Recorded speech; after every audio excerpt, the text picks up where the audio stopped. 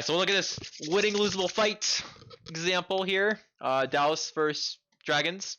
If you sort of watch this, we see Dallas look to push forward, right? They got EMP. Lips got EMP. Izyaki's got Trance. Lips looking for an EMP here. Doha looks for an EMP. Managed to get Izzyaki, I believe. Izzyaki and the backline. He kills Izzyaki, right? And then Fearless follows up. So they get a kill. They killed him before Trance, which is huge. And then on top of this, right, Lip looks for a counter EMP, but doesn't get any value. He looks to kill Repel. Right, not able to kill Repel. Fearless is able to kill Lip as soon as he comes back, which is like nuts if you think about it. So right over here, if you just think about it, Dallas is up 2 people. They're up 2 people, right? And now what's interesting about this is Dallas now has their full backline, right? So they have Discord, right, plus Brig, right? Plus they have a Sombra. Enemy team has no Discord. They have Mines, Rally, and Echo Ult. So if you just think about this, right, if you set up your backline correctly here and take the important place on map, there is no way Dragon should be able to win as long as you take the important place on map, aka this high ground right over here. And I will even show, I will pull up insights sort of so you guys can see a better example of actually what happened. Dallas is up. Their backline is over here, okay? Their backline pushes in here, right? Instead of in this map, the important space is this high ground, and here. If you control these, like you're honestly putting a lot of pressure on the enemy, right? So they push their backline over here, and what ends up happening is Shanghai Dragon's Fleta, okay, I'll use a different color for him, ends up coming here as Echo, taking this high ground, copies a Kree, has control of here, right? Shanghai Dragon still has here too. They play slow and live, right? They just need 1 kill, right? They need to live. Why? Because if they live, you know, then their 2 people come back. If they get 1 kill, right? Right now they're at a 4v6. And when those 2 people come back, it becomes a 6v4. It becomes a 6v6, right? If they get 1 kill, it becomes a 6v5, right? And then on top of that, they have the important places on the map, like here, and their enemies and Dallas's backline's like stuck in here. So I'll sort of show you what happens here. 1 minute. Let's get back over here. Also, shout out to AVRL for letting me sort of like use his stream. I got permission from him. Make sure to check him out. He's honestly an amazing caster.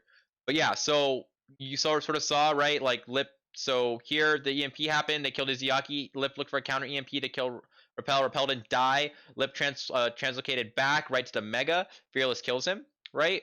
Doha now comes back to the back line. Mines happen here, right?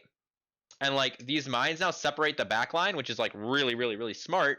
Okay, and then on top of that, the Echo, when he was playing slow, looks for a punish on Fearless. So right now in this situation, they are he's got Dallas is 4v Shanghai, right, is 4v5. Okay, and their 2 people died first. Okay, we'll keep watching. Now on top of this, you see Dallas push point here really aggressively, but Fate's got this high ground. And you see like Hanbin trying to fight for the high ground, right? And like he's trying to pressure, he doesn't want to let him have it. But Hanbin's forced out.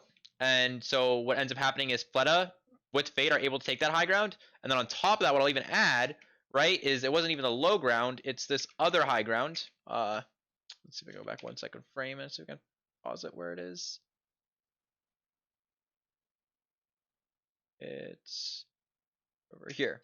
So right over here, you see the Brig push up high ground and take space, right?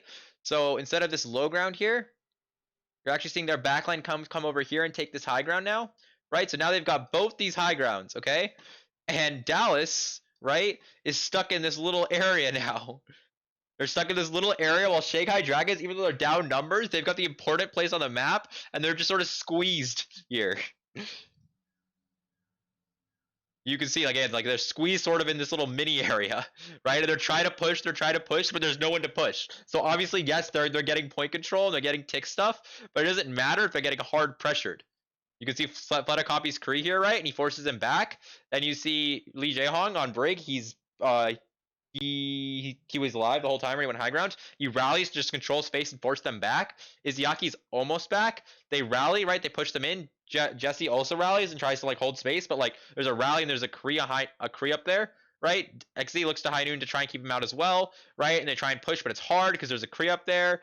And you'll see in a second how Fleta High Noons, right? Fleta forces them out. While this is all happening, Hanbin manages to punish Void, which is like huge, right? Which is like a really good punish. But then they managed to kill Doha. I'm not able to see that, unfortunately, but they killed Doha, right? And then by the time that all this happens, guess who's back? Izyaki's back, right? Because, that's what we talked about is like, you kill these people early, they'll come back. So now Izyaki's back, and he's got Trance, and they Trance, as long as Lee Jae-hong doesn't die here now, right? They have all the space on the map again, and they can just run into these people in mini and just kill them. And now they end up winning this fight. Just because they understood in mid-fight, we need to control the important space on map, and like if we're down, it's still always winnable. We just need to control important space, right? Play slow, try and pressure them, build ultimates, and then push back in.